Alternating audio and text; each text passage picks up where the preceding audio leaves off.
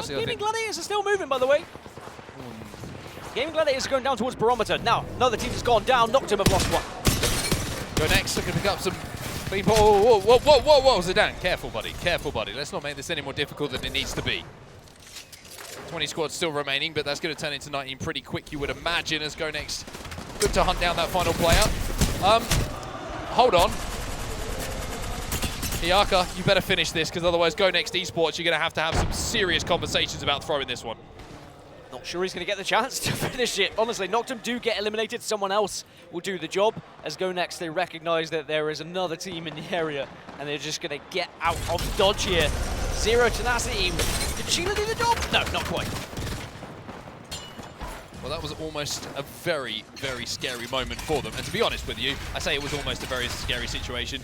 It was a scary situation for them. Elsewhere, Furia, who have managed to work their way into those top placements in our previous games from difficult positions, are now looking to have good prio to where this zone is going to be going. They're trying to play for this secondary building. They managed to get past Reignite here inside of the building in front of them, and they will be very happy to find themselves at home. So they're up to blues at the moment, not the perfect armors that you would want, but if you're in a center zone position, and maybe they're thinking about stealing the Trident just to bring it back as a little bit of extra cover, and they certainly can play there and fire out for a little bit longer, but it looks like Fury actually are going to move away and potentially play for the console over at Down Beast, because they have left that position completely. Yeah, I think a lot of these teams want as much ring console information as possible, and I mean, we were talking about it. Let's focus on GG just for a second. They did leave the mill, they did hover around Godrock, but then they went down to Barometer. They got ring console information. Liquid Alienware then took arguably one of the strongest positions from Barometer after getting ring console, and now Gaming Gladiators are second to that spot. Well, one thing that's interesting about Furia's play here, right? You're kind of looking at things, you're looking at what the play could be and why they've left that position. Well, they're on the Trident at the moment. They're over at North Pad. Now, remember, they're playing Valkyrie. Yep. So what they can do is go pick up a little bit of Evo. They can hit the next beacon. They can play away from all of this zone-heavy teams, the zone-heavy playstyle that we have seen in recent times, and then towards the end of the game, they can hit that Valkyrie from the Down B side and find a third-party opportunity or a place to play that becomes available with so many teams who are stacked up on each other. It's more than likely there's going to be something for them to pick. So I'm not sure if that is the play, or maybe the play call from Fury. We can only speculate, but if that is maybe the game plan, they certainly have the tools in place to make that work. Yeah, it's really going to be a difficult one to try and force your way in, but I mean, maybe if you can try and take some high ground with the Valkyrie ultimate, then there is definitely something to be said about what Fury have been able to achieve here, because I was wondering whether maybe you'd be switching off Valkyrie on some of these maps, but all the Valkyrie teams are sticking with Valkyrie across the board. We are not going to see changes. We're not going to see someone maybe switching to try and get ring consoles. Instead, for example, you are just going to stay on Valkyrie, get those survey beacons, and just gain the information from people's positions. Well, Aurora are doing what Aurora do, which is staying right outside of the zone over at Cenote Cave at the moment. They've made, considering that where their drop-in has pretty good prio to a middle zone, absolutely no interest whatsoever by the looks of things of going towards that zone for now. JHS Professional, they're going to be outside of Sito Station, more central in the map at the moment. There's a lot of bodies starting to stack up, and a lot of teams starting to stack up here as well. As if you needed a reminder that there's some ramparts in the lobby, there's an example of it. One Tappy going to say, anything you can do, I can do better. My gun is just as big as yours. It's funny, really, because they bubbled up, and I was like, oh, it's an interesting bubble. Is there someone nearby? And then as soon as they leave that bubble, absolutely obliterated. But they are going to be able to stay alive, stay healthy for now. They can lock down that building for quite some time here. There's only really 6-7 squads outside of this next zone, as the zone will continue to pull towards Mill. Gaming Gladiators will now be outside of that zone, by the way. I think they'll kick themselves a little bit when they realize, but that's what can happen sometimes. If you don't get ring console, you just have to go and play for it. I know you said that you had the read, but had they tried to make that read and it had been wrong, I think they would have kicked themselves even harder. So it's just trying to gain that information so you can play as best as you can.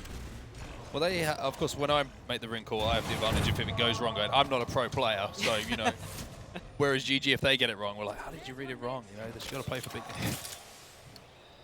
I was going to say, I play my percentages. Aurora's looking to do the same here, as they were taking a little bit of damage as August and Hungry were trying to move through that tunnel towards Cenote, maybe thinking about playing for the next beacon. 7th place overall, just the 18 points on the board for them. But it's a pretty good point. You take that. I think you wouldn't be too disappointed with that after the first 2 games of the tournament. It's quite hazy down there, wasn't it? A bit foggy down at Cenote. Sharky's taking a lot of damage here, by the way. Just on this northwest tip. So it's Alliance that are going to be ahead of them, and Alliance have got the ability to really ruin Team Burger's chances of trying to get into this zone. But they don't have to force it just yet. They are going to have time. Yes, okay, Ring 2 is going to be closing, but they're within the zone at the moment. The teams who aren't, Go Next, Furia that we mentioned earlier, Enter Force 36, Game 1 winners, Crazy Raccoon and Aurora. They're the 5 teams that have to try and find their way in at some point. And they're all kind of just doing what you'd expect. They are going around, they're hitting survey beacons if they can, they're hitting ring consoles if they can, get extra evo, get extra loot, get prepared, and then wait for maybe a little bit of extra information in that late game. Because there is a big old gap, a big old area where you can arrive late, and if you can maybe have a rock to play with, you could try and create a base within Newcastle Wall. It's not going to be easy, though. Interesting thing about the GG situation right now. We kind of say they haven't got ring console. Maybe they didn't read the zone properly. I think also they played up on the God Rock early, and I think because there was a lack of teams who kind of arrived pretty early on as well, they probably started second guessing themselves. Yeah. Like, wait, is it pulling here? Because we're not seeing a lot of traffic arrive. If you see teams, a couple of Tridents flying past, teams trying to get into the backside of the mill and trying to find a place to play, then it gives you a little bit more indication of where the zone is going. But it seemed like there wasn't that kind of flood of teams coming in, so you can understand maybe why GG kind of bit the bait, so to speak. It's a long old move on this eastern side from Enter Force 36 as well. And again, it is to the next survey beacon. Valkyrie will be able to hit that, and it's a couple. It seems like it's just the majority of our Valkyrie teams that are still hovering on the outside. So now E36 will get extra information. They'll be able to see the majority of teams over towards Mill. Oh, this is risky. This is really risky. The 10 down on the bottom side of this building. Here is Tenacity trying to build the base. Shex is taking damage, but this isn't quite what it was. Remember the little patch that came in and some of the changes to the Legends means that Newcastle Wall, even though it can still be destroyed, that mobile shield is the one that really has been the difference maker that used to bail you out when the wall was getting destroyed. Well, that can be broken as well. Envy are going to have to deal with them at some point here. I mean, Reignite are doing a great job for Envy here. You have to say across, just LOSing Z10 down on that low ground, but Envy are going to be very aware of their position. And if the zone does pull down towards the bins that you can see, well, we've seen historically some of these mill zones end, then Envy will have to at some point leave that building as Team Falcons, by the way. 2 reds, 1 purple. They knew they had a long way to go on this zone, and they have taken the opportunity to pick up as much Evo as possible to make their fights as easy as possible. I mean, that is just what Team Falcons have always done. They're getting a Mythic as well. Ever since we saw those changes to Evo shields back in the day, it was Z-o-o and his squad being able to find reds and being able to move from whichever part of the map they found themselves on, whether it was up towards Trials, whether it's Lightning Rod, it doesn't matter. This is what they love. This is what they can achieve. It's just an insane amount of loot, get up to reds, and then they become a real threat when they arrive later on. My question is, will they get a sniff of where Furia are? Because with these reds, with now all this weaponry you've just found in the Mythic pin as well, you might fancy just taking a little fight here, but again, Falcons, they are very calculated. Now, elsewhere, Stallions, we saw them griefing a little bit earlier, doing damage with that Sheila, but now they are being forced away. JHS trying to take this position away from them, just out to the north side of B. 19th place overall, a little bit of a slow start here for GHS Professional, but they will force Stallions away. Some shots coming in from Arufa, but not quite connecting for now. 2 times, not the best. When it comes to the scout, usually you want the 2 to 4 or a 3 if you can. You're lucky enough to find that on your path, but the 2 times still certainly doing some, and certainly become more valuable as the zone gets a little bit closer and the teams get closer. But I think now that we're into game number 3 down, the nerves probably are starting to settle for some of these teams as well. First 2 games on the main stage, sometimes you just take a little bit of time to find your feet. Or nerves starting to kick in for some teams if you've not found any points That's yet. fair. Yeah. It can be one of those things that goes one of 2 ways. As speaking of going 2 ways, Falcons go right between the 2 teams and head center zone here. They do have ring control information, and they are full on sending it here. Remember, we saw Zero Tenacity around this area, Dreamfire in this area as well over towards Mill, and Falcons trying to take control. Yeah, no surprise to see them send this as well. As soon as they got that entry damage, they saw the blue shields, they were like, there's no reason for us to not send this, right? If we get into this position, any team who's been here early they are not going to have red armor. You would imagine the percentages don't add up. Whereas Falcons, having all of the red, having all of the weaponry they have, are more than happy to take this fight, to take this spot away. And now they will be inside of zone, ready for this endgame, and they're looking for more KP inside of the mill. Multi needs to be careful, but it looks like he's been able to get behind the door, so now Howell just trying to find an angle at the moment. Slam. There's the slam. There's the knock from z-o, and now you see the Peacekeeper hit as z-o gets those final shots in with the Mastiff. Dreamfire eliminated. Well, Falcons maybe made way for Furia here, because Falcons did arrive at mill. Furia are arriving just after us. Now elsewhere, Supernova on this southeast side have to keep going. It's got Gaming Gladiators ahead of them. Enter Force 36 on the other side. This isn't going to be pretty. I mentioned how this is a zone that looks like it might pull down towards that fence line and those bins. And Envy would have to be extremely careful. Supernova will be eliminated thanks to GG, who, of course, now definitely know that this is a mill zone. And have managed to find a position to play as well. Envy, z-o, Tenacity, the two teams who I was previously mentioning on that building, still alive and still safe inside of that next zone as well. Yeah, remember how risky it was, z-o Tenacity making that move below Envy, but it might pay off because they now hold one of the better positions as long as Envy don't take the fight. In the kill feed though, LG have found Furia and Falcons might join in on this one. Yeah, why wouldn't you? It's an opportunity for free KP. LG will be eliminated and maybe it's going to be more free KP for them. Another knock comes in here from z-o. Madness will fall, and now Falcons just looking to move forward and finish these pieces off.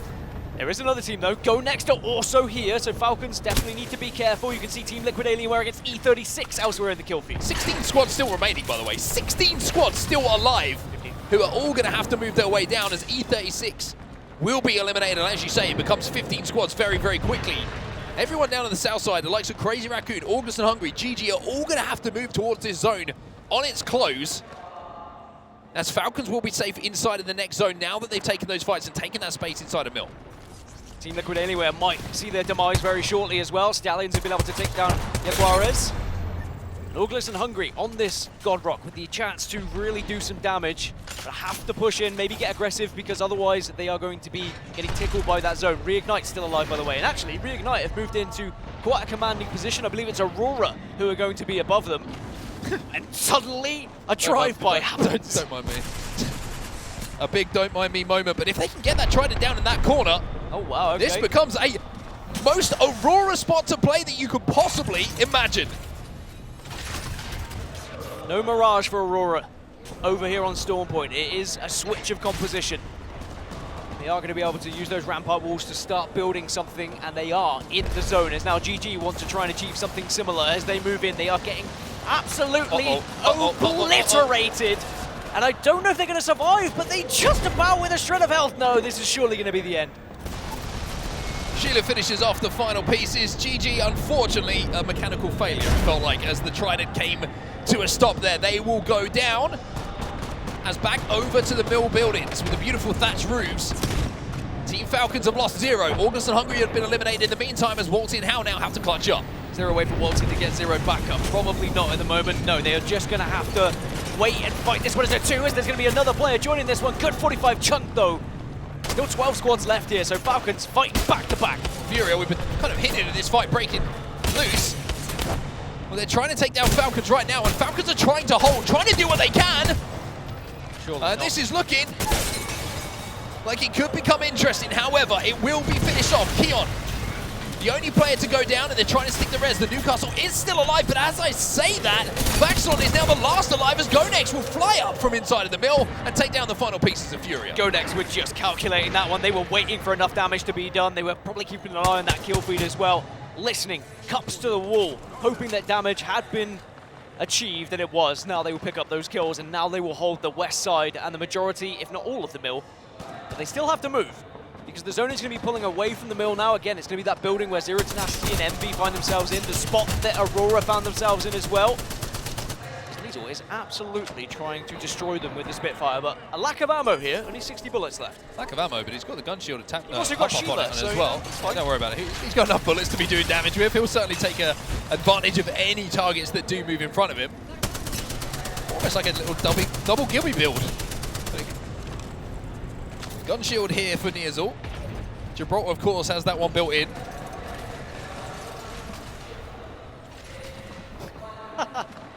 Dan's laughing because we nearly got We taken out almost by got a hit gym. by the gym camera. We're safe for now. Another little bit of a drive-by going down as a bubbled Trident will fly past, and this time it's going to be Aurora who are trying to flush out Go Next from this little corner. Well, Alliance doing a lot of damage here, and it's going to be Go Next on the receiving end. 10 squads. Alliance hold the northern tip.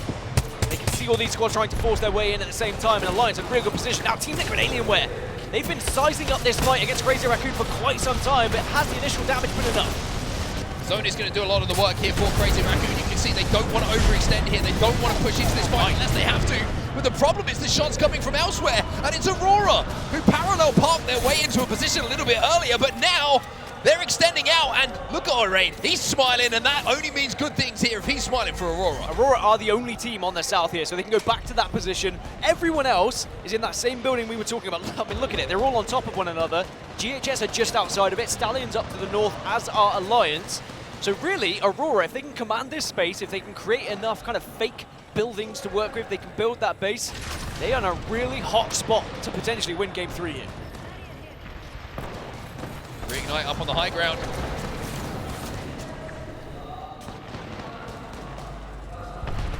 Still attacking, you can see he's just holding onto that wall. He's waiting for the opportunity to use it. Do they want to walk forward? Does he really want to take the space on top of this roof and re-establish themselves as the team to play the height? That looks like the option they're going to take, as Unlucky, once again, with the rest of Alliance, is going to bubble Trident their way in towards the bottom side of this building. Important that we saw another bubble from Aurora as well. They avoid that damage from Reignite, as now all these teams are being forced together. Everyone getting a little bit antsy. A little bit of damage is done, so you think, should we be jumping on this one? How do we survive? How do we get a little bit further? Hack is still holding the bombardment right now. That could do some serious damage once these bubbles start to disappear. Stallions are on the other side of this as well. Aurora just round the corner, and this is where the Thermites, if they're well placed behind these shields, can really scupper the opportunities of teams. Albrelletti back on land 2 years ago was the last time that we saw him at one of these live events, and how much has changed in that time? Oh, no. That frag grenade was perfect from FJ. He just had to stare it down and accept his fate, but maybe he could be picked back up. 8 squads still alive here. Alliance are waiting in the wings though. They pull that Trident, they find a position, they have built a base to work with. It's Go Next and Stallions eliminated. Aurora still hold the south though. Aurora hold the south to themselves as well. So Aurora, who made their way into this spot with a Trident that had that bubble on it, extended out to clear out this south side, might just about to be watching all of these teams take care of each other. Aurora, the door is open for you to take this game 3. Aurora should take this game, you'd imagine. The damage now is going to be absolutely shared between all these teams on the north. It's going to be carnage there as Aurora just sits on. They wait and they watch. Well, Aurora bubbled last as well. Alliance are down, Envy are down, Zero Tenacity down, 3 squads remaining, and Orain still has the Gibby on as well. He finally gets to expend the ultimate. As GHS and Ring are taking care of each other, all that Aurora need to do here is get healthy before you move in and pick up the win. Surely this is their moment. Should be their moment, will be their moment, as Aurora put their names on the board for match number 3. A Trident perfectly positioned to create their own base, and they held the south, and they give us a dance. History made as Aurora give us the first ever synchronized team celebration with choreography. That's why we love them. That's why I love Aurora. Always something original. Love their jerseys as well. Insane jerseys. I love that card. I don't know what to call it. That is a robe. It's a knitted robe. Dude loves. It's awesome. Amazing performance though from Aurora.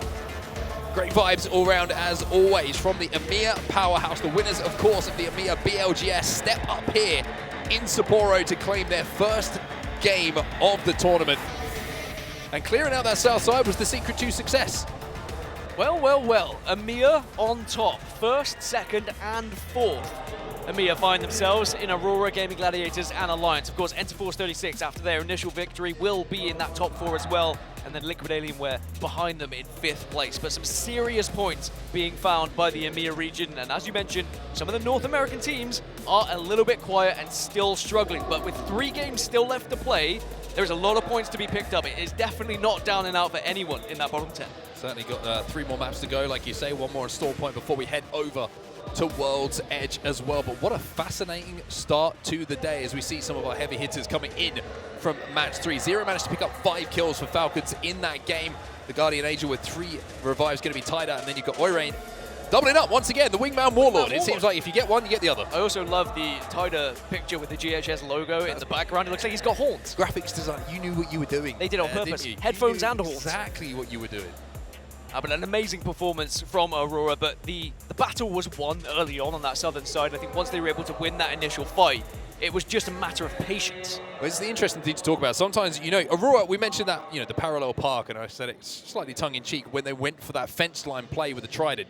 That's great, but if an opportunity ever arises to clear a side of the zone when it starts to close towards the end of the game, you have to take it, because you see how easy it is for Aurora to close the game out once they did that. So many teams that sit in that position, watch those fights going down, and just start to think, oh, we don't want to overextend here, because if we lose it. But when you see the fight go down, when you see knocks, you have to take that chance, because that spot's not going to disappear, and even if it does, those teams still have to move towards you in that final moment. Well, a team that's never been scared of fighting is Aurora. So if there is ever that opportunity, you know full well they're going to take it. But at the same time, when you got to the late game and all that damage was being done, they also recognized they did not need to initiate the fight straight away. I will say this, the Aurora jerseys, by the way, the champs jerseys are insane. They are the most creative and beautiful jerseys. By the way, I'm also terrified of Aurora social media, so I'm just only saying positive things. Just in case they start to create memes about you. And I know that, yeah. It's coming. I feel like you've put yourself in the firing line now. Big Aurora guy, me. Always have been. Always will be. I heard you bought a jersey and everything, didn't you? Yeah. Series results coming in. I love you, Aurora, social media manager. Series results coming in for what we've seen so far in those first 3 games. Aurora now on top, like you say, and it is Bittermia who have come out of the gates. And I mentioned how international scrims, you can take maybe something away from them. But remember, the EMEA teams have been playing on North American servers and JP servers. So for them, it's probably somewhat of a surprise to get here to Japan and finding their shots count. Yeah, a lot of these EMEA teams have just been avoiding bubble fights for the last 3 weeks, but now they can actually finally take them.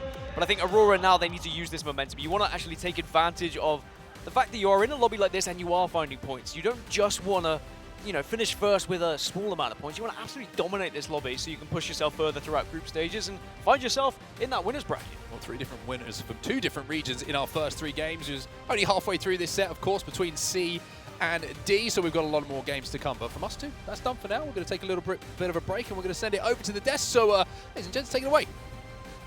Thanks so much, Ansa and Gaskin. Could not agree more about the Aurora jerseys and maybe the Aurora social media manager. Great job, Aurora. Everyone on the desk is very proud of how that went. But like they said, 3 different matches, 3 different winners. Right now, a lot of these teams are really showing what they want to bring to the table here at Champs. One of the teams that we talked about, and we were even talking about in the green room, we saw that win out of GG. They're nice, sitting pretty at the top right now.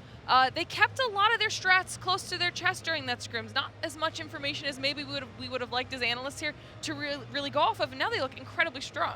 Yeah, absolutely. This is a team that, like you're kind of alluding to, had some difficulties over the last few months and within BLGS as well here, but has really come out of the gates extremely strong with the overall macro, finding their way into a fantastic spot in zone, and of course, delivering one of the major wins. Yeah, we'll take a look back at these final circles. I'll walk everybody through exactly what happened, because in the very first match, a totally different squad, Enerforce 36 Zephyr kicking it off with a win.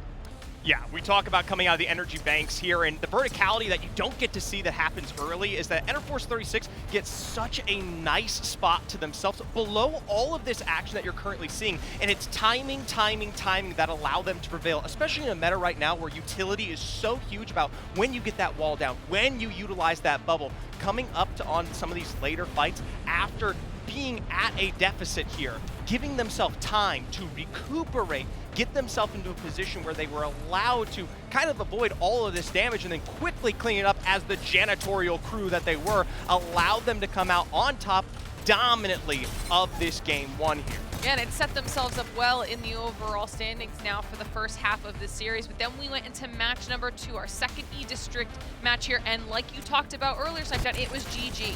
Yeah, I mean, this is one of those moments where you feel like I'm on main stage screaming with the Sheila out like I'm Rambo up there. And I'm just like, I don't know who to pick from. There's all these bubbles all over the place. But this is one of those examples where patience and discipline come into play. And although GG may not have been doing as well leading up to this, when you get to this live event, you kind of remember those feelings you had at the last LAN that got you to the finals in the first place. And the fact that they came out the way they did, regardless of anything that happened online, it's like, we're down, we're sitting here, let's make sure we bring back that same intensity. And they showed up. And I think a lot of people might have been surprised, but not us on the cast, honestly. And now, we're seeing what we saw in Split 2 playoffs out of Gaming Gladiators here for this second match. And then, of course, to look towards match number 3, we just got to watch it here. Aurora doing it literally in a stylish fashion here, Jamerson. Yeah, and here it honestly does go back to being able to play the multiple different styles of Apex Legends. Coming out of Cenote Cave, they needed to slow this game down.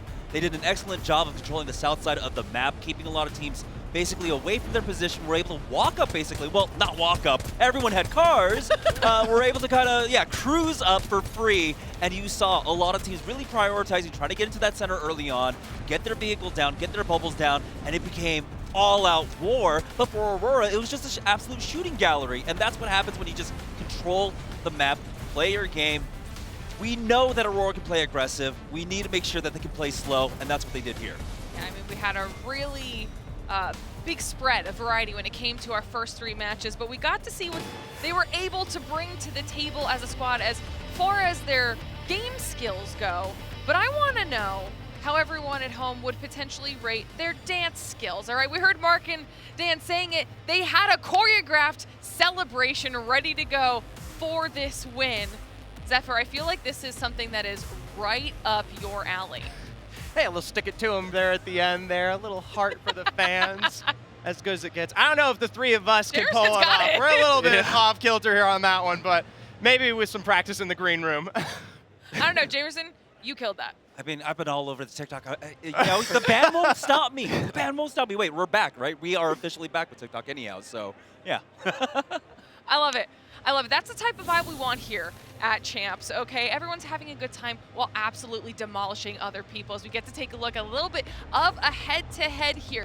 8 kills apiece. I mean, Snipe Down, these are the performances that you're looking for out of an individual player who's here to frag. Yeah, I mean, looking at Effect, this doesn't surprise anyone. We're used to seeing him on the screen. There's nothing really too shocking here. I think one of the greatest things was seeing Crazy Raccoon come off to a strong start in this tournament because they have been, a little bit all over the place when it comes to their placements, a bunch of different rosters. But to see Obley up here, top of the kill leaderboard, pretty good damage. That means he's getting the downs that he is getting, they're getting the kills, which is a lot more difficult in this current meta with the way people are able to res. Yeah, absolutely. And we get a chance here to take a look back at our series results here so far as we've been talking about our 3 winners currently at the top in Aurora, Gaming Gladiators, and Enterforce 36. But these points are still pretty evenly spread. And this is what you had mentioned before we even headed into the series, Jamerson.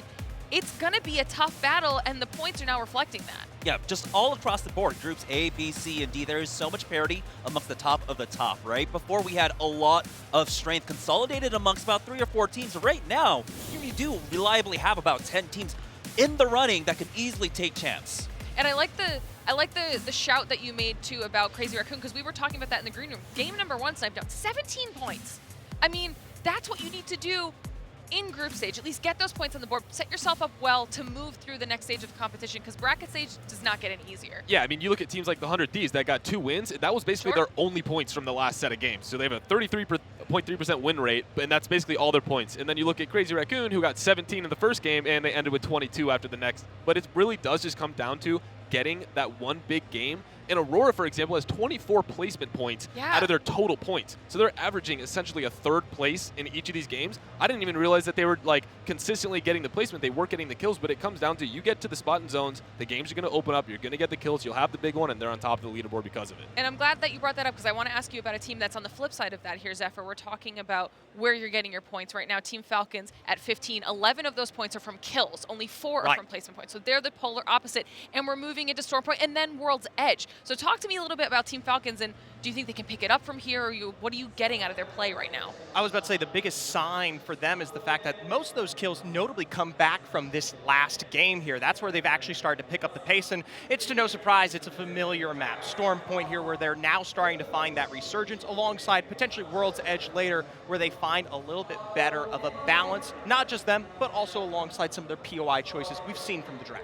Yeah, I think this is where things are really going to start to get interesting, because we have 3 more matches coming up in our series, which means we also have a new set of casters to get us through the rest of it. We have the lovely Vicky and Genome ready to get back into the action. Thank you so much, Glitter. I always love my girl Glitter and the analyst decks to break down all the action. As she said, 3 more games to go. Ready to all the action over by Stormpoint. And it's nice to see the adjustments from some of our squads. We even saw a little sneak peek of Aurora trying out the Mirage on E-District, opting to go right back, and I'm very happy they did because getting that dub was absolutely huge as we've been seeing the EU teams really pop off within the series. Yeah, look, Alliance with a pretty hefty end to that game, and Aurora coming in and doing a great job as well. I mean, yeah, look, Alliance, of course, they had Trident over there. They like to pick that over Northpad and then try and muscle other teams out. And consistently, in 5th place that we've seen within like the last 3 games, when you talk about consistency, that's what I like to see, but we also like to see that dub coming out from a team like Alliance. We know that they can do it. They've done it before in the past. Now just trying to lock in to follow up right behind Aurora and Gaming Gladiators. The Gaming Gladiators also had a very explosive second game. Enter Force 36, though, in that game 1, having a nice, not only 8 KP, but in that dub, too, so that way they could try to elevate themselves in that overall standings. Yeah, I mean, Envy were my pick coming into this one, Vicky, and they haven't quite reached that pace that I was hoping they'd get so far. Before that patch came in and we saw Rampart take over the meta a little bit more, Envy were looking unbeatable. Honestly, yeah, like at times I thought they were the best team who were playing in those scrims, but you come to LAN, sometimes you just got to chuck all of that knowledge out, honestly, and say, look, whoever turns up on the day, the pressure's so much different, the lobbies play out differently, and Envy, they need to change up their game if they want to finish off this series strongly. I mean, looking at this series and the teams and the compositions that they're opting to go for versus our very first group series earlier on, we are seeing a lot more of Valkyrie being utilized, Envy being one of those teams too. I like the crowd, I like what I'm hearing. As we got the next game currently underway, guys, Stormpoint still more action to go, but again, it's about these compositions that I feel like that have allowed these teams to maybe find their elevation point, or is it holding them back? You said something really earlier, that, oh, okay, well. I also really like Aurora's personality and the way that they've handled themselves. We got the little dance earlier on too. But I was gonna say is that in a meta like this, with Rampart, the Sheila, you have to be very careful with the way that you approach from the skies. If you are Valkyrie, you could easily get shot out, but also it kind of takes a lot of utility when you think about maybe having that necessity of the Gibby bubble either upon landing or if you want to reposition on the takeoff.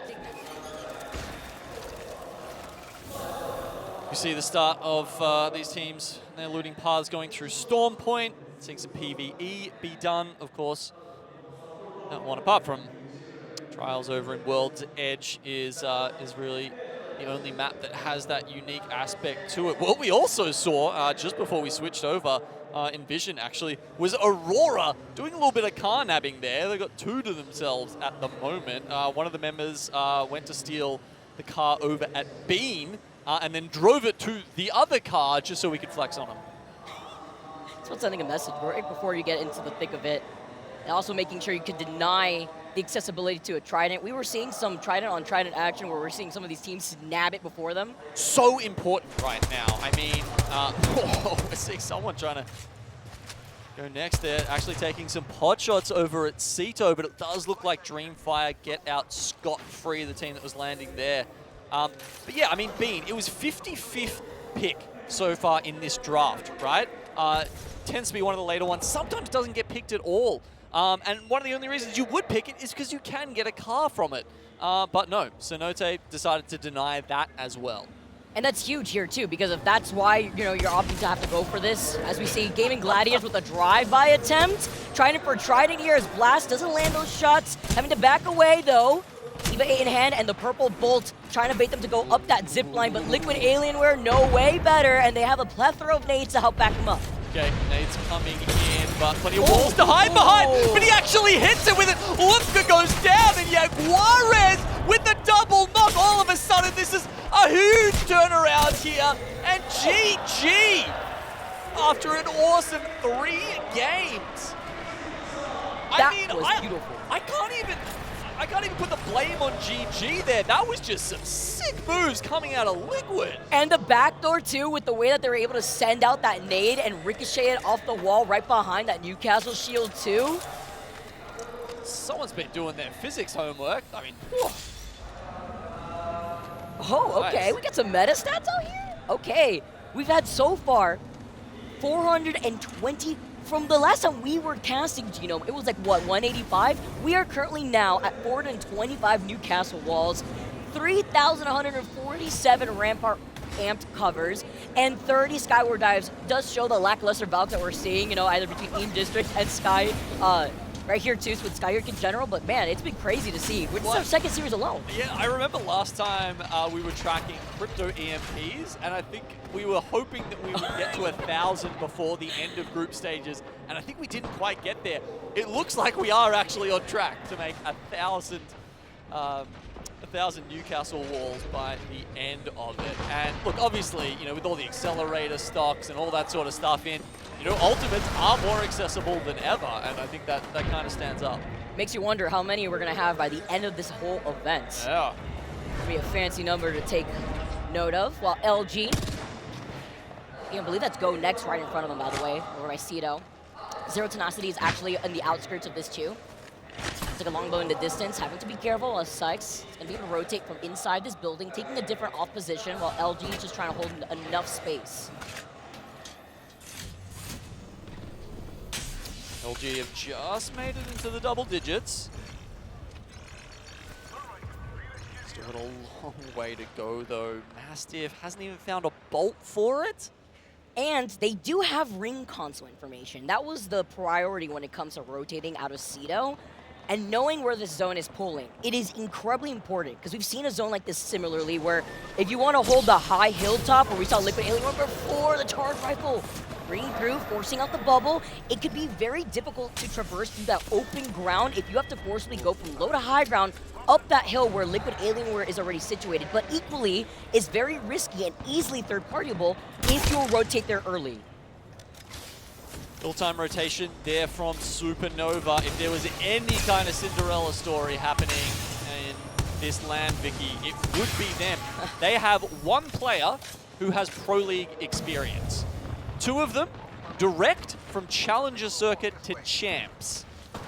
Soyo played for White Flash in APAC South. The other two, an incredible come-up to manage to push through a lot of strong teams in the LCQ and qualify to Champs. It's, yeah, almost unheard of. I love hearing a journey like that too, because then you're faring up against pros that have so many years of experience playing on a gigantic stage like this, and having to keep your cool. It's very easy to let these nerves get to you. It is obviously still day number 1 too, so a lot of these pros trying to make sure they feel comfortable in their seats. Crazy Raccoon, pretty comfortable on the high ground right now onto Barometer, but they will eventually have to start moving, and they know that too, as you can see that they also have ring console info. Yeah, it's that game we were talking about when we were in the casting booth last time, Vicky. Some, you know, that friction between teams that have Ring 2 knowledge versus Ring 3 knowledge. It's just very different. And as we get a look at the next one, you know, scan your eyes around the map, try and see who is sitting on a Ring console right now. Team Burger is. I don't know if anyone's actually going to be able to make one, if there is one under that bevy of teams over at z-o-o-m Station. That'd be pretty risky. And you can see a barometer here. Dreamfly also looking to do that, but being contested by Crazy Raccoon. Oh, and they're trying to fully extend out here, knock for knock. Hate the World, though, incredibly low, trying to play on the outskirts of the bubble. They see the opportunity with the Newcastle all being put down, splitting their attention. 3MZ needs some help, needs some help from I Hate the World with the EVA 8. Doesn't want the reset to happen, and Dreamfire get eliminated.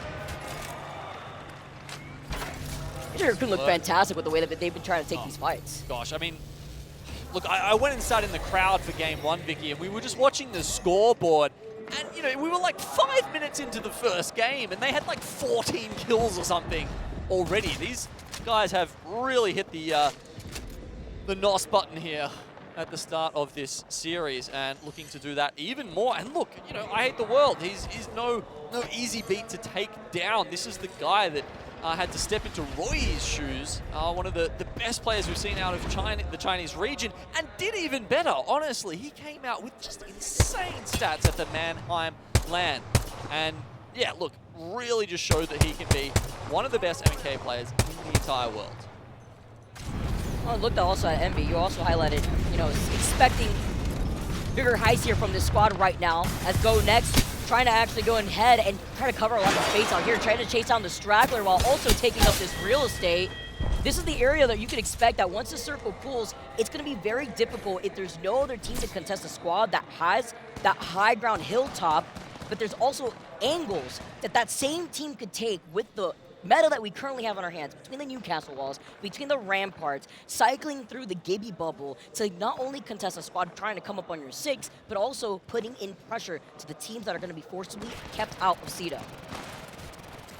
Looks like Alliance is one of those teams currently to keep a team out of the zone, and it's Falcons on the other side. Of course, they've only managed to scrounge together 15 points so far.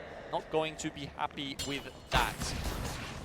Of course, we all know the story, 20th in the finals lobby of the last land, but at least they had an awesome group stage to get themselves rolling. You have to be worried about them if they don't even have that to get them, you know, really get the engine revving. At least in a lot better of a position when it comes to the current meta on our hands and not having to play Ring Around the Rosy with the different legends that they may want to pick to play into their strengths. Instead here, just trying to see if they can gather that momentum on Storm Point. Also covering a good amount of space. Yes, they're by this rock. They have another member of Team Falcons that's playing off that slight low ground building closer to Mill that we saw in that last game too. And as we saw, Alliance still were able to maintain that building. Just a sliver of it still in that next zone here. Well, Enter Force 36, full red Evos, by the way. Some KP to their pockets. They were playing objective before coming in here next.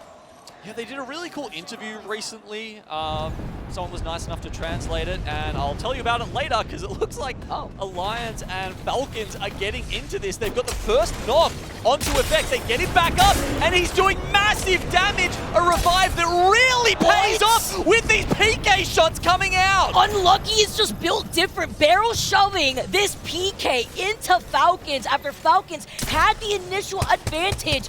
Now they're left running for their lives to stay alive in this lobby, so that way they're not the ones to go down in 17th.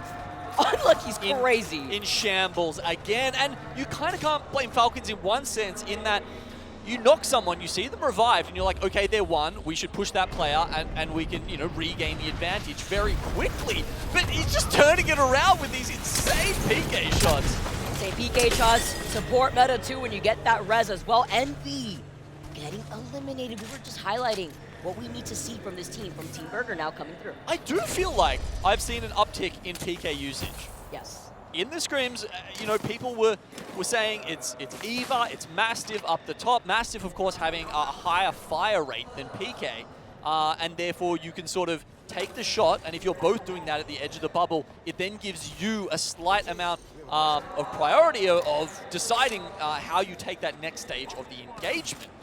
Eva was also good at just catching someone off guard and being able to put them down very quickly, especially if it's behind a Gibraltar gun shield. So it's very interesting to see so many players now picking up the PK, which seemed to be reviled just a few weeks ago. You mentioned Gibby and Shotgun. You also have the perk that allows Gibby to be able to get that auto reload per knock here too, which is beautiful. And when you mentioned the Eva 8 with that gold barrel, getting some extra bullets for you to work with when it comes to shield dancing around the edge of those Gibby bubbles.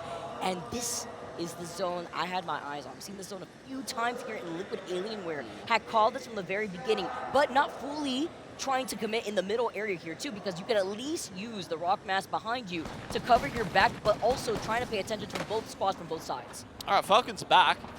They're looking for a home. Don't know if there's one up for sale. Oh no, they were right on the aside. They went in blind, hoping, praying that there was some space for them to work off of, and they get eliminated. Yeah, I mean, Hal's sitting behind. He's trying to pop some cells. Fair enough, they're all at about, 80 health or something like that. I don't know how much they actually had left, but just full sending it into that building. It might have been their only option, but it wasn't a good one. And, the team inside also heard them when they were trying to escape, too. So just waiting in a corner for them as GHS also trying to see where they can go next. After this dome goes down, they're forced to use the Newcastle. Another fight over to the south. Okay, Team Burger. Oh, and know, just like we were talking about the shotgun meta and how those different ones come in, it's also important to know the shotgun bolt is probably the most important weapon attachment in this meta.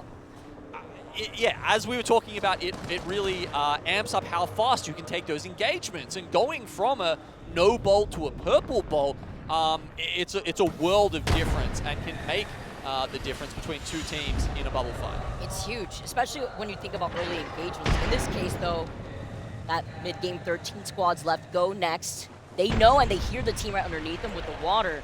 They can't show face too hard. We know what happened to that team earlier on. They're going to have to expend the bubble to see if they can close in that gap, try to get some KP here, takes the fight, gets the first crack, but not trying to overextend. Why? Because look, no shotgun bolt 2 on that PK without giving up the building to their backs, while noting that there's still a team on the high ground looking at Liquid. Go next, prime position here. GHS just below them, and they're pinging over at Luminosity Gaming near the gravity cannon. They can't let their attention slip though. Furia are creeping up on LG as well. Oh, just as quickly as that fight started, it ends just as fast. 12 squads left, E36 eliminated as Noctem now move up. Okay. Knocked him here on the very southern side of the zone. They've got Stallions ahead. They look to be trying to find some cover and respite in the market. If Noctem can follow them quickly without taking too many of those shots from Godrog, they might be okay. Oh, they know that Stallions is in that building right next to them, but they're not looking at them right now. They're going to be able to walk up into this building to share that bottom floor with them. I mean, there's not going to be room for them to mirror them. They really need to take them out if they want to be able to get up this hill. It's going to be one or the other. It's going to be insane for the squads that are going to have to move up from this building, and the amount of teams from both north to even south side that are still not in that next zone because it's such an open area of a zone. Yeah, you can play over the lip of the rock a little bit, but here we go. This fight had to happen, and Stallions will get the better of Noctem. The Cha-Cha slide with the massive right around the corner. They are able to get that res, and they did see some shots from a distance. That is it once again. Liquid now also looking to their south, while Orgless and Hungry are on that trident trying to see where they can go. As we take a look at Alliance, they know there's a team right behind them. Let's jump into a listening with Alliance.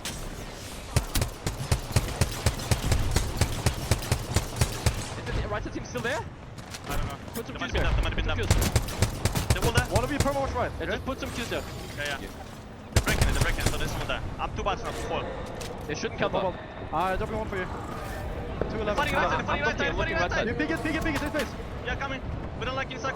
Yeah, wrap up. Shoot high. 80. Wrap up one. Get back. Go back. We're gonna make sure the scene doesn't fucking be stop on us. Yeah. We just play the rock next. Selling. 120. Did they give build? Left, yeah. No. Left side Shooting cannot kills. walk up on us. Okay. We gotta care only about right. We can build left side of rock here, no? Yeah, we can. One almost gone, Go. 1 HP. Oh, one! The bubble. No. What? Keep pushing in. Fighting right side again, I'm looking. Okay, let's play together. I'm holding up. right. You guys play together. Come back. We gotta gatekeep left and play here, right? Yeah. Back in spot, don't worry. Give me one Dogan. Yeah, I'm looking low run. Oh, easy. The vibe. They're fighting it too. They wiped the link, yeah. You don't want to go back. I'm gonna move the car, okay? Fighting cross. Shoot the cross, maybe. Shoot the cross. Yeah, 1 second, I'm moving the car. Good effect, okay? Just a second. Kill my run again. Okay.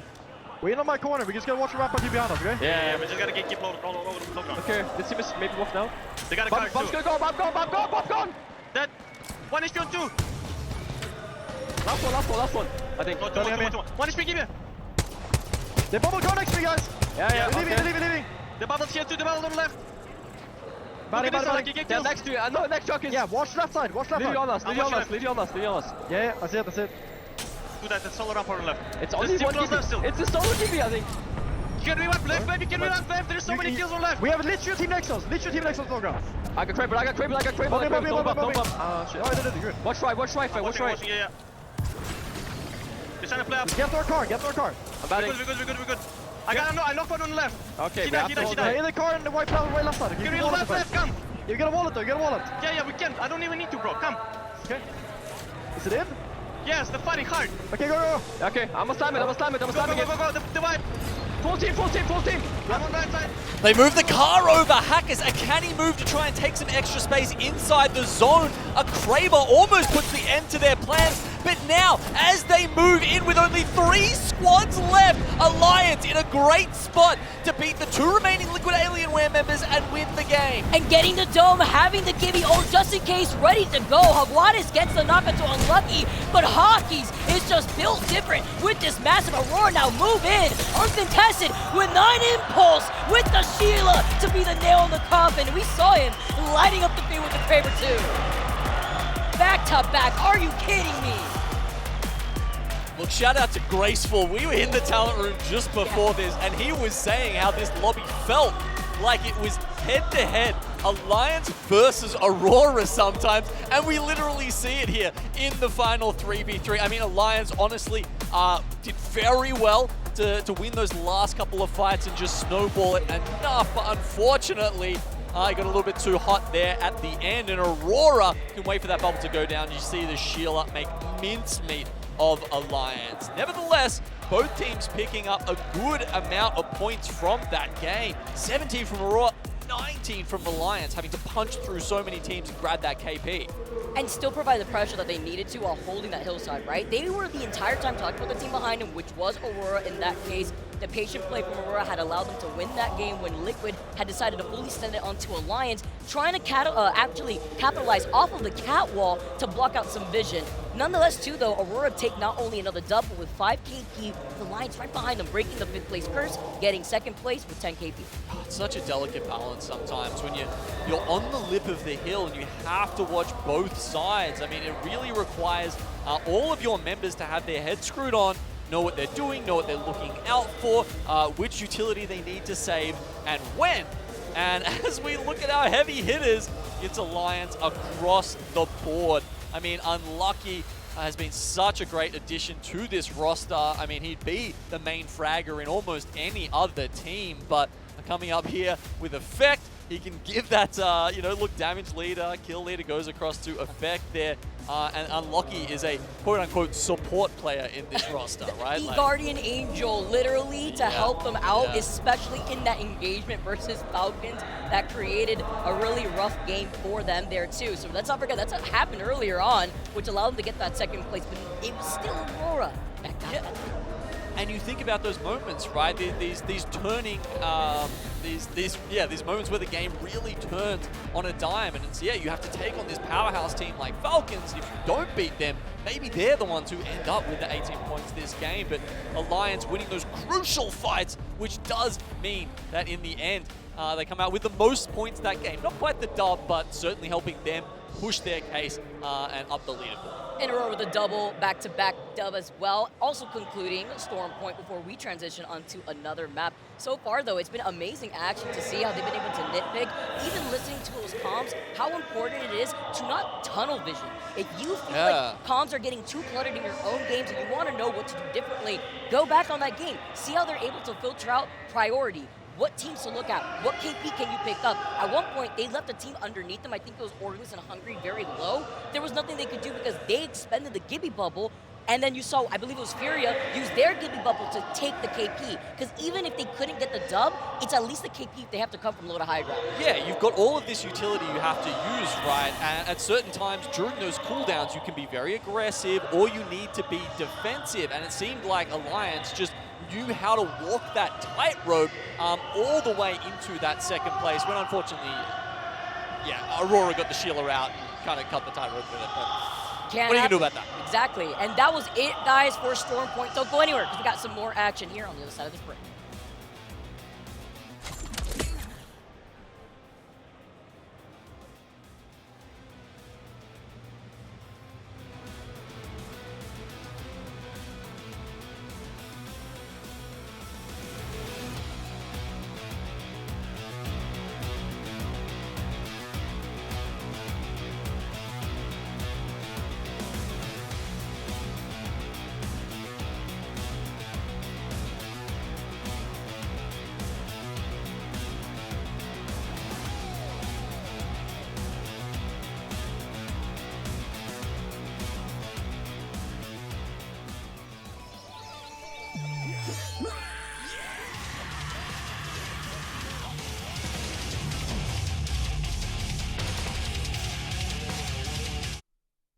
Battle Beaver, the official controller of the Apex Legends Global Series.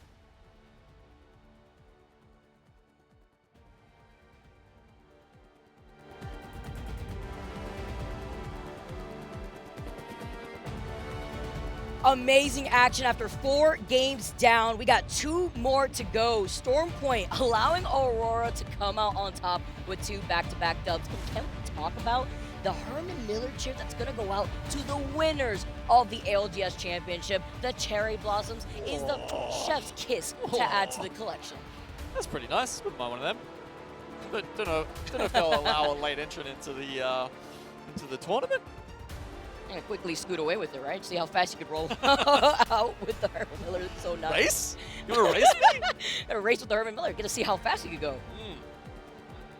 Look, I beat Onset once last time we had a foot race on the stage. But yeah, maybe we need to introduce the chair races and see who comes out on top then.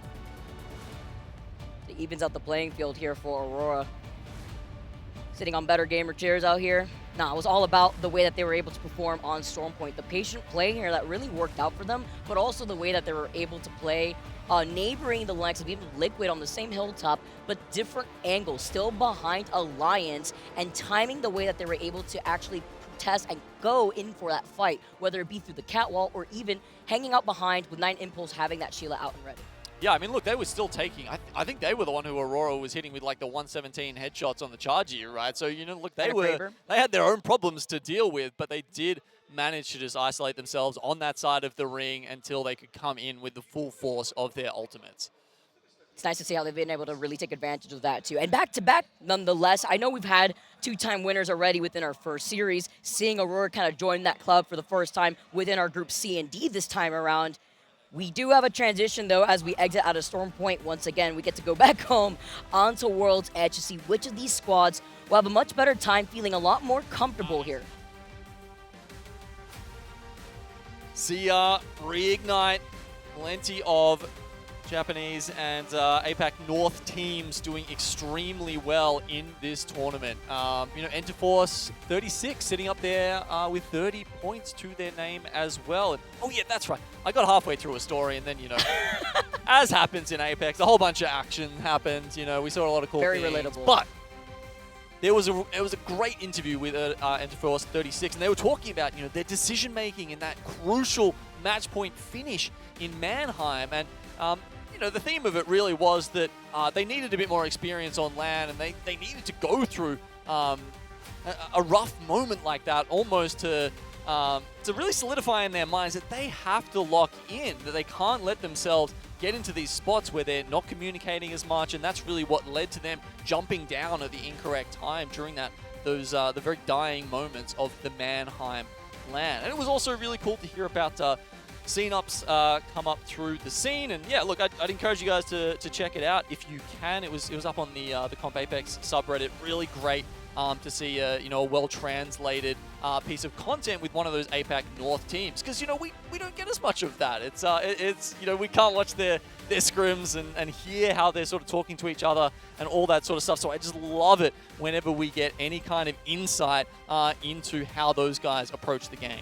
It's the come up too. It's the story where you could really look back into seeing the different approaches from so many players from so many different regions. That's the love about the Apex Legends Global Series. That's what makes it global out here. And it highlights that anyone at home, you feel like you could take up on these pros too. You could try to achieve the same type of pathing that we've already seen from our professional players, even the first timers in a LAN like this. Yeah, we're feeling the love, right? I mean, we're here. It's day one of the LAN, and we've already got I think, you know, more spectators than we've ever had at a LAN before, if not at least close. You know, when I went up there before, the crowd is very filled out for a day one, and it's only going to get more intense throughout the week. The cosplayers too making an appearance. I got super excited seeing the Watson cosplayer walking around, the cool Valkyrie with the heirloom. Love these Apex fans in the crowd showing their support to some individuals that maybe were not able to attend previous LANs, now being able to show their support to the teams that they've always wanted to see. Yeah, the Japanese cosplayers are like next level. I know.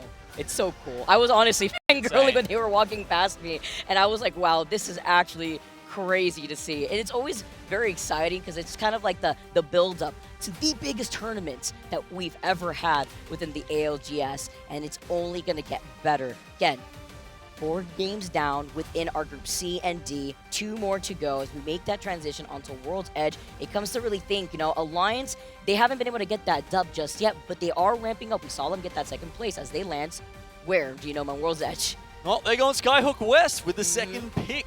And yeah, as we've seen, that's one of the highest priority POIs across all 3 maps. A little bit of change up from last time we were in World's Edge. This time it's going to be Dome that is picked. Fragment still will not be, but yeah, Skyhook East this time is left by its lonesome. So Alliance not only get Skyhook West, they essentially get the whole city to themselves. That is pretty nuts. But honestly, an interesting pick by Liquid. So they're pick 47, which, as I was thinking back, I said before, it was an average of 47 picks. So that, I think that might mean it's the only time, if my maths is correct, 47 divided by 1, I think is 47, that Dome was picked.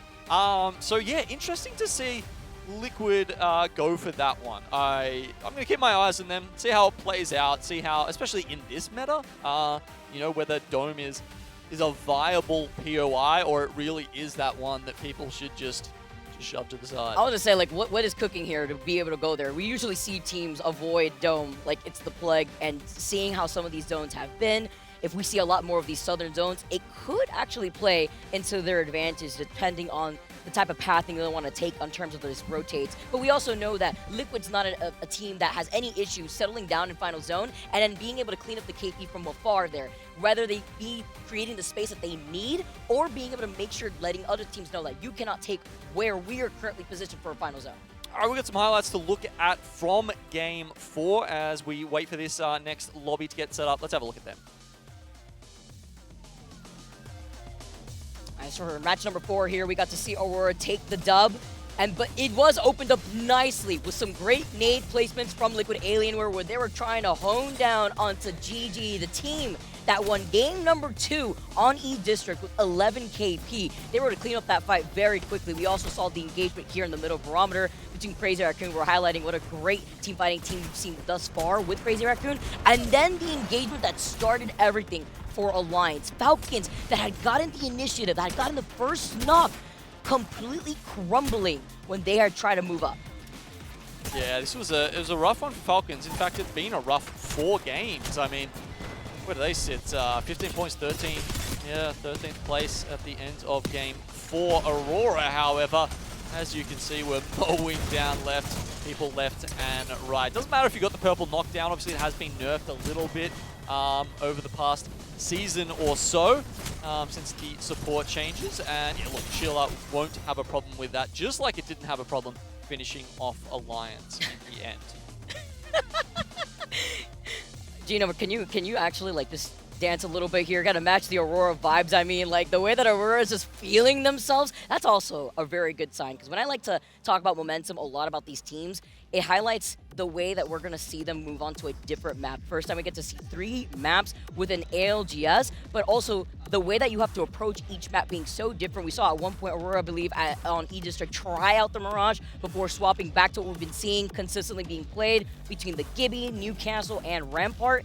It working out for them, taking the back-to-back dub on Storm Point, and then kind of feeling themselves as they transition onto World's Edge, how that's going to really fare for themselves, because I believe their POI is Survey Camp, so coming in from that north side, they were like the 40th pick, but I'm as cool as that Nessie, by the way. Snow Nessie. I love it. Yeah, shout out to, I think it's Nessie Makes, yes. Who's been doing all the Nesse crocheting in the world, or at least the vast majority of it. She's so talented. Insane production line. There's been a lot of cool ones. I think I followed her after the last event. It's been so cool seeing all the different, does one for the different teams. I'm not going to win. I hope you guys are playing along at home here. Staring right into my soul. I'll lose the contest because I always have to blink first. Love the energy here in the arena as our players currently are getting ready to go. Also like the friendly banter in the chat. Earlier on within our first series, I believe it was Verhos asking, has anybody seen the scoreboard? And somebody, I think it was Koi, I forgot who it was, but somebody in the chat was like, yeah, you're last, by the way. They were like second place. I'm like, all right. Scurry says, everyone throw their hand warmers at the B stream. Okay. Dodge? Rough. E36. I'm aiming for Greek. Wow. That's crazy. Wow, come on, we can't play favorites. I can't. Greek catching strays for like what reason? Oh, man. I was going to say, E36 also showcasing a great first game.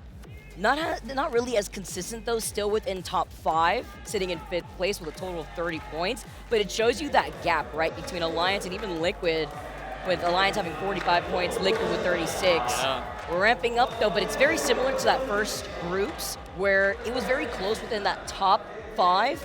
Aurora, though, is starting to build up that gap between themselves and the rest of the I feel like they're even ahead of the Fnatic pace. I mean, I'm trying to think, did Fnatic win game 4? I think it was game 5, right?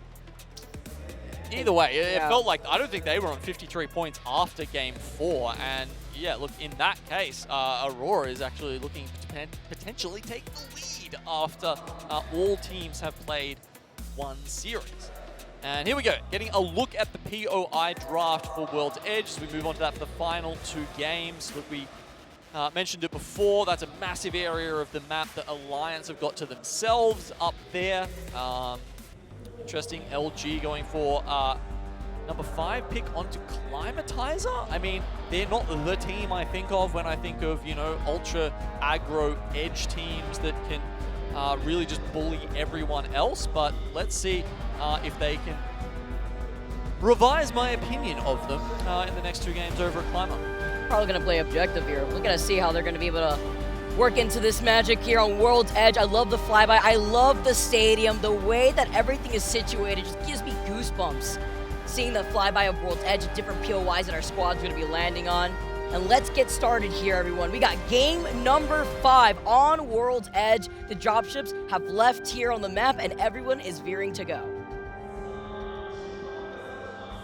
Aurora sitting on top.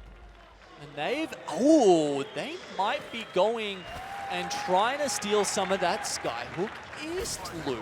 2 of them drop to the tunnel to the left of Survey Camp. It's 9 Impulse essentially by himself right now. And they're thinking, hey, Alliance, we took last game from you. We're also going to take that Skyhook East loot from you as well. Don't get too greedy. So they're very well spread out right now. And looks like GSH Professional won't give them any trouble landing over at Epi. Because, of course, if you see that, it's not a very far distance to run over there and, perhaps try and isolate that one member who's left alone in Survey Camp. Especially if you have information off of a survey beacon out here. But by the way, your eyes are not deceiving you. Aurora has gone back to using the Mirage this time around on World's Edge. They're willing to try it out. They got some space here to recover after winning the back-to-back on Storm Point. Talk about space, too. They'll also have that server camp like you were mentioning, Genome. They'll have the loot within the tunnel, as well as some crumbs off of Skyhook East here. That's all I wanted. That's all I wanted, man. Just a Mirage. Just one game in my career, casting Mirage. A professional game of Apex on stage. Who would have thought? With Snipe down himself. I mean, Mirage. Yeah, look. Let's see how they do with it. Dreamfire, as we can see, getting a circle. How have they... I was about to... Yeah, okay. Haven't really troubled the scorers so much just yet. 4 points it looks like they've picked up. And they've got the console as well, which means they will be able to stick around and hopefully find a nice spot in the buildings to to the middle of Overlook. You know, before this game or so, I believe Gibby was at like 100% pick rate, and Stallions do not have a Gibby. They have the Newcastle Loba and a Rampart, so putting a dent to those stats just for now, and as we put a pin on it as well, we get to see GHS now trying to engage, and not the only ones too. Another fight happening over here. It's going to be Orgless, who are on top. We're able to find 2 pigs here, and they're going to be able to run away with this. With the evac tower right behind them, they're going to be able to get the loot that they need as well. And LG, you mentioned, you know, can this team be aggressive coming out of this POI? And right now they are down 2 members with Funk running for his life. Yeah, look, they may wish they had that man who's in the camera on their team right now. He's been doing pretty damn well in this lobby, but unfortunately it's just Funk left alive for LG. He's got to try and make a great escape here. But yeah, GSS professional. A negative rotate to try and take them down. That might be something they didn't see coming. To be fair, GHS do not have the zone information. They didn't get a ring console, so you know, maybe that says it makes sense for them to try and push up at Climatizer. Oh, yeah. And giving him the full Gibby experience. Let's go. That's what I love to see. Of course, Gibby all the way back here, gonna get the finishing blow, the finisher on top of it all too. And you get to see a knock in the feed originally. Some of these squads were fighting by that choke north side of Geyser with Orgless. Looks like Team Burger are now slowly creeping up from that hill, and a lot of these teams have already been able to find themselves rotating over to Overlook, where E36 was able to get the head on this with the ring console being right there too. Dreamfire lost 2 of their members though.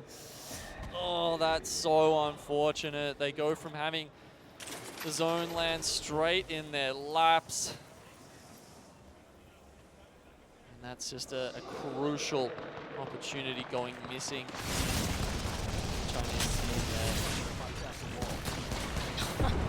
Catch a break, but you hear the Sheila out in the distance.